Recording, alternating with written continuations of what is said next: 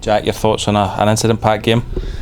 To begin with, we have the ambition and expectation to try and win every game at Easter Road, so when we don't, then I can't say that we're not all disappointed not to do so. However, how the game started for us, the position we found ourselves in the game meant that we had to show a lot of character and resilience to come back from that, and we did that. And then from that position we wanted to go win the game, and I thought the second half we were better without being great again. It was one of those days where I think individually and collectively, and by collectively I mean myself included and staff etc, we were a little bit off it, but despite being off it we still managed to dig out a point from the game and keep chipping away at a total.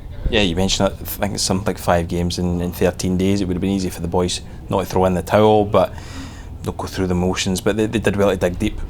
Yeah, I mean the schedule we've got is punishing at the moment. You know, the fact we had the replay in the cup obviously didn't help that, but it's a lot of games and it's going to continue to be like that for the foreseeable future. But physically I believe we're strong enough to deal with it. I think the work we did in Spain, what the players showed there, means that we can deal with it. There's an element of that will become mental, and it's then believing they have a strong enough mindset to deal with the fatigue, and I think they do.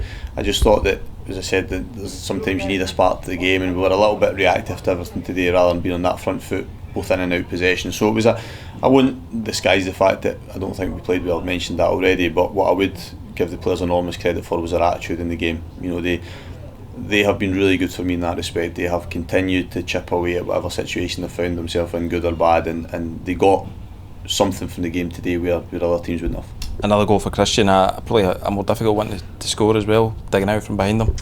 Yeah, brilliant header. I mentioned, I think, during the week about all the types of goals he scores. I mean, a lot of them are between the posts, but they're all types of goals, and his 2 headers this week have been really good. And today's one was to get enough power on it and also to put it back across the goalkeeper. And it probably came from one of the few bits of play where we got runners beyond somebody and we got wee overlaps from, and it was a good choice for Steph to stand up and Darryl's decision to play him in. But that was that instance is one of the few times we did that today. Normally we do that quite a lot in games, but as you mentioned, another brilliant finish from him, and he's been terrific. You know, his goal scoring return at the moment is excellent. First chance we've had to speak to you since the window closed. You talk us through the business that was done yesterday and what appealed about the boys you brought in. Well, it became a bit more of a complex day because you know, if we had lost Florian without another attacking option, then we would have been remarkably short in that area. So we had to get that right. Mark's situation was complex because he was on loan to another club from his parent club, so there was a lot of complexities in the day. I think I've maybe touched on this, that you know, the situation was that I wanted Greg Docherty, I would like Greg Docherty from a few weeks ago, and we kind of chipped away at that, and the scenario involving Flo came up quite late, and when a player is you know, very keen to pursue an option, then it's difficult, the situation becomes more difficult. So we then had to look at the best possible scenario for us, and I think we've managed to come out with that in terms of what we've added to the group. Everybody knows what Mark can bring to the club. He did it last year. I think Paul showed today in his time in the pitch, and Greg, that there'll be big assets for us over the rest of the season. Mark shows signs that on paper he looks a really good foil for Christian.